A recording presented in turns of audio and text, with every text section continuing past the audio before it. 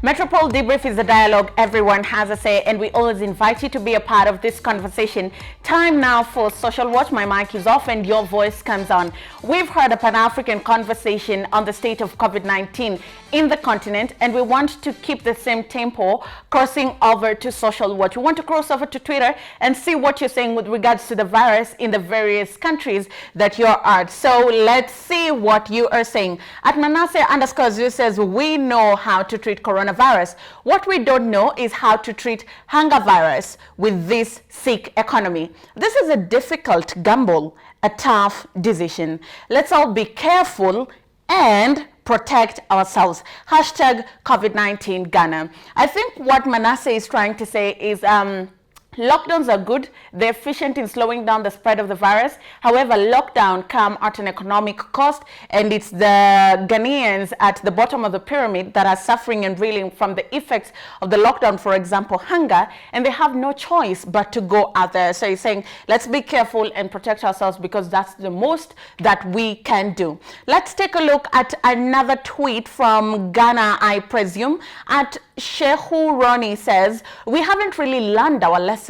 Prior to our first case, people had advocated for closure of our borders and the rest, but those at affairs paid death eyes, and look at where it landed us. We are now lifting the lockdown. Can't think far. I think this still goes to what Canary said. When there was a lockdown in Uganda, it was very strict.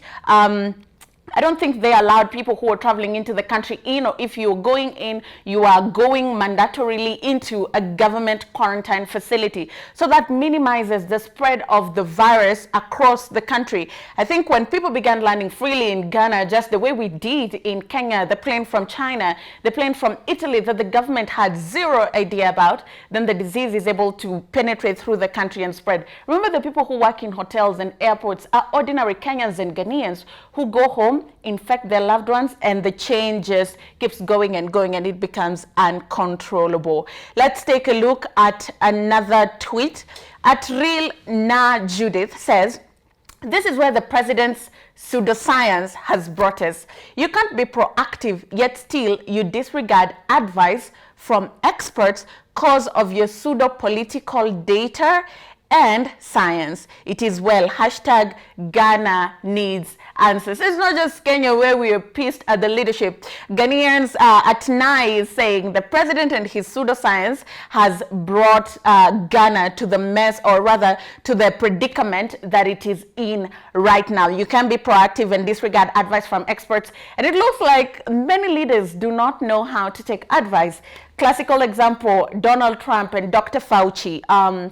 Donald Trump telling Americans, don't wear masks, it's not necessary. And Dr. Fauci saying, this is what the WHO is saying, this is what the CDC is saying, please wear masks. And it creates a conflict of interest between following political leaders and following medical research, because look at America. As of today, 67,000 new confirmed cases. That's a record number in the United States of America, and it could only but get worse because they're advocating for reopening. Probably the situation could be the same, worse or better in Ghana, but at the end of the day, if the political class does not find a way of working with medical experts, then this pandemic is going to cause havoc to our health and to the economy. Let's take a look at another tweet.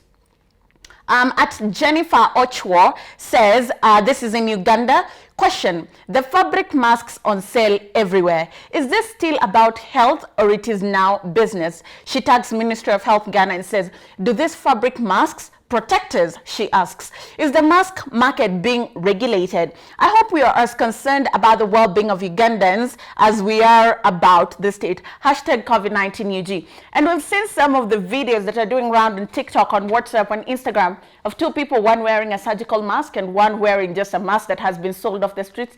When you try blowing a candle, the person wearing the surgical mask cannot blow it off. The person who's wearing any other mask can blow out the candle. And that just means that if you can blow out a candle, it means air, all the air is passing through and you can breathe whatever air that is out there. I'm not sure that protects you. And if you go back, probably you can go to our YouTube. There was some time back we did an analysis of the different types of masks and to what percentage they protect you. At least this far we know N95, the surgical mask, they protect you up to about 95% from the virus. The other masks just protect about 0 from the virus and 5% from pollen and maybe dust. So good question, Jennifer. Let's take a look at another tweet, probably staying in Uganda. At Nasira Arnold says, we Ugandans should learn to live with COVID-19. Speaker Rebecca Kadaga says, and we also need evaluations of this lockdown period. Now, this is where we are going to see corruption and pointing of fingers by government officials. Okay, evaluation of lockdown periods, and probably saying this is the part that's going to get a little bit conflict of interest is going to come up. And lockdowns are tricky in every single part of the world, because on one hand, the government is buying itself time to prepare itself to ensure that the health systems and structures and infrastructure are in place in case of a surge of cases. However, on the economical front, it's undeniable the numbers of unemployment in America are surging, record high. Same to Africa. And you know, the numbers in Africa are very difficult to assess and put together because we are mostly an informal economy. So I really hear you, Nasira Arnold, and let's just hope that the government will make the best decision with regards to the well-being of Ugandans. Let's take a look at another tweet. At average_tweet says, I believe that we would have done much better if South Africa allowed health experts / scientists and mathematicians to make the final decision about how to deal with the pandemic rather than politicians. This tweet, he calls himself average, but there's nothing average about this tweet. As I said earlier, when politics and common sense, they don't meet anywhere, you know? And if doctors are saying one thing, and politicians don't think it's in their favor, they're going to do what they think it's in their favor. We've seen what's happening in different countries. For example, Serbia, when the president reopened because of an election weekend, and the Serbians thought they were free to walk about and live their lives, immediately he was put in office. He was thinking of reinstating the lockdown, and they had to go out in the streets and protest against that. So a very good point. However, how easy or difficult is this? Very difficult. So maybe it's the two to find a middle ground and find a better way to work. And we've seen cases in South Africa, such as Tebogo said, over 280,000 cases so far. So something needs to be done in South Africa. Let's take a look at another tweet. At E2 Mogase says, I always knew once the virus reaches townships, it won't be controlled or contained. I mean, good luck on telling someone with no job, no food, no electricity to stay home and stay safe. Hashtag COVID-19 South Africa. This still goes to the point of economics, particularly where he's saying we cannot stay in the house forever. Catching COVID-19 is uncertain because you do not know how the virus looks like. You do not know who has it. It's a gamble. Every time you leave your house, every time you touch your face, it's a gamble. But hunger, that's a sure bet. If you don't have anything to eat, give or take 7 days, 21 days, what is the state of your health by then? And he also says, once the virus reaches townships, it would be uncontrollable community-level transition. Once you get to community-level transitions, containing the disease is very difficult. Unfortunately, that's the place that many African countries are. Maybe, for example, with the exception of Uganda and Rwanda, many of us are at community-level transmissions. Even right here in Kenya, you're now getting the virus from your neighbor, from your friend, from the doctor, and not from people who are coming into the country from outside. One more tweet maybe, and we'll be crossing over to the street for Street Talk. The voice of Mzansi says, more than any other time, the life and choices of South Africans must be put first. Hashtag we are tired. It's a choice between sitting back at home hungry, jobless, and helpless, and speaking up to defend yourself when a failed government decides to put all the blame on you. Well, Kenyans sometimes even joke about this, that mutaikagwe anatugombanisha. But at the end of the day, it's shared responsibility. As much as governments are saying, be responsible citizens, they also have to do right by their citizens, are the proper health infrastructures put in place, are the proper economic stimulus packages rolled out, and not just rolled out by name and the money is not released? Are doctors getting the right PPE to take care of us? So if it's blame, it has to be shared blame, just the way responsibility has to be shared responsibility. I think this is where we'll leave it on Twitter. We want to cross out to the streets and hear what you have to say. Today, it has been Meet the Press edition, and we've spoken to journalists from Uganda, South Africa, Ghana. But what are journalists in the country, Kenya, saying about the state of COVID-19, how it has affected, and how it's reshaping the nature of journalism? Listen in. Vincent, take it away.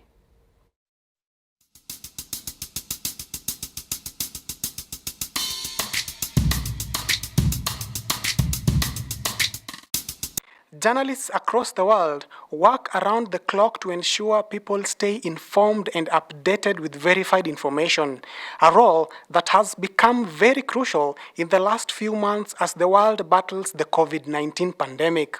However, just like the rest of the world, they have faced a couple of challenges while on duty.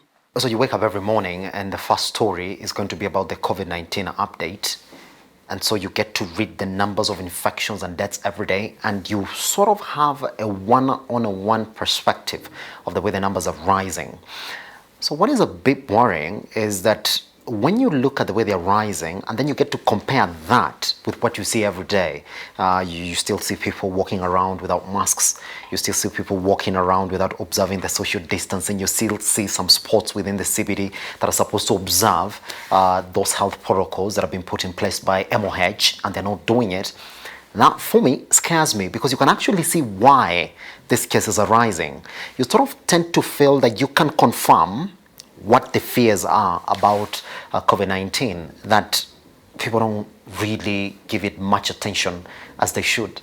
That's what makes this job, giving people news about coronavirus every single day, a bit scary. So yeah, I'm scared.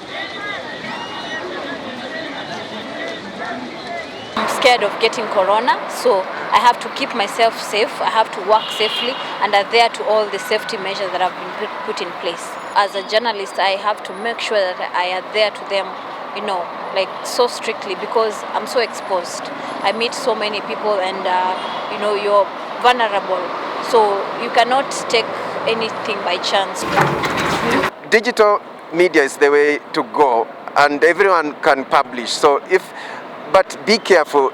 Don't just quit your job if you are not well prepared. I was confident enough to quit because I had the networks, I had the experience, and at the base, somewhere to begin. For beginners, it may be a little challenging, but you may come up as a group, form a group, and begin something. It's because of digital that we realized there was a pandemic. It was leaked. Now imagine if we lived in a world whereby there was no internet at all. Job pressure, the risks of contracting the COVID-19 virus, losses of jobs are some of the things that members of the Fourth Estate have gone through during this time of the pandemic. However, some are using the digital platform to stay afloat.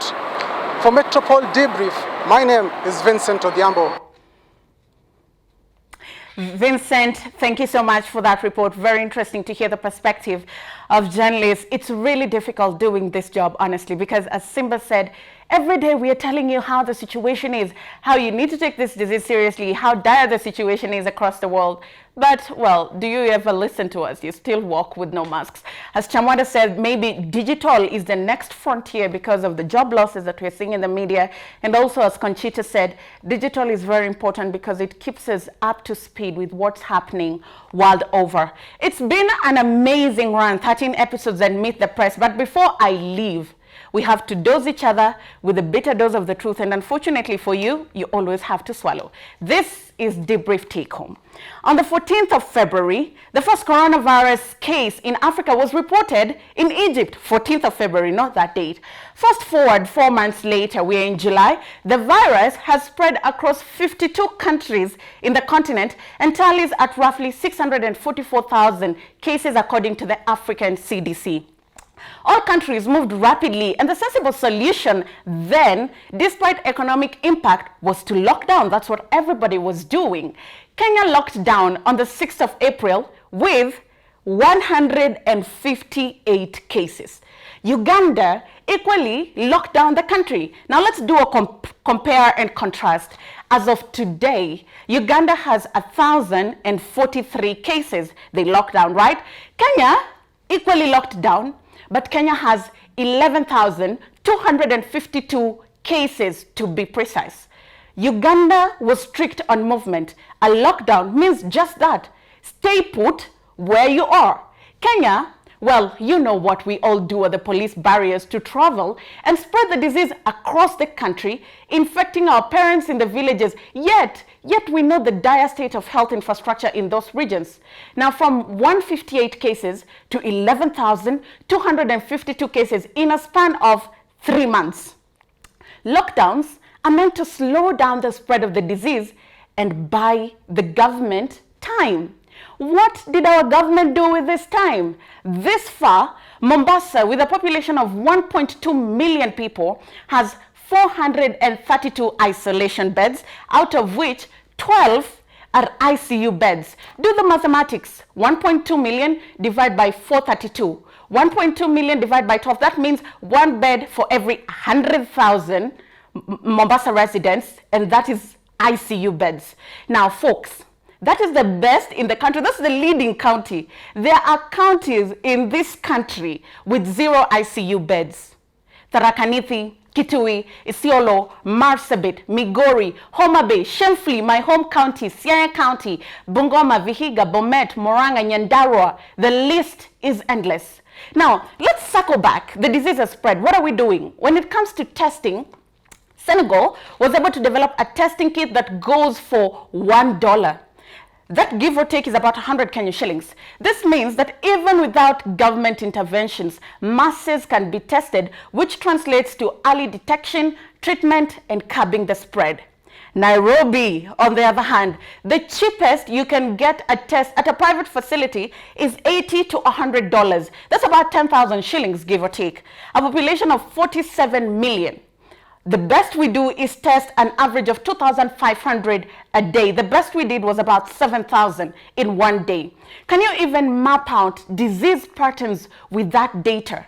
In a country where a majority live below the dollar, job losses and layoffs, will one cut it to hunger or COVID? 10,000 for a test, or I pay my rent and feed myself and my family? When are we going to learn? Have our script and adhere to it? Such a shame for Burundi to fly out its first lady to get treated in Kenya. Will all Burundians that contract the virus be flown out? But that's not the issue. Are we according that kind of care to Kenyans, or is it quality health care to the highest bidder? You tell me. Anyway, we can always keep the conversation going. You can talk to us all day long, all night long on social media at Ndero Ganga, at Metropole TV KE. The hashtag to use is Metropole Debrief. You can always send us an email, send us feedback as we get into the new season. Metropole TV at metropole.co.ke. It has been a good run. It has been an amazing run. It's been a difficult journey, but here we are. On behalf of everybody that makes this show a success, from our producers, our directors, and Vincent, who joined the team and has been doing an amazing job on Street Talk, talking to you and bringing your view on the show. Thank you for watching. I'll see you when I see you, and probably it's debrief, so it will be bigger and better.